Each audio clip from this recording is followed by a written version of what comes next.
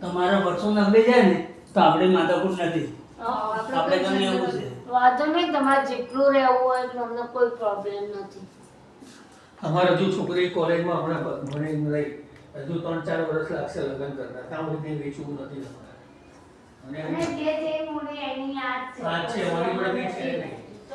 એને બધી ભાડે આપવું હોય કે વેચી નાખવું જે જિંદગીમાં તમે અહીંયા પાંચાળી કેદીલા કરું ને બેંકની ઉપર પવિત્ર નગરના રોડ ઉપર જ છે. આવો અત્યારે જોઈ આવો અમારું. ના ના એ કોઈ જોઈએ આપણે અહીંયા અને બેન આવે છે એ આવશે આવે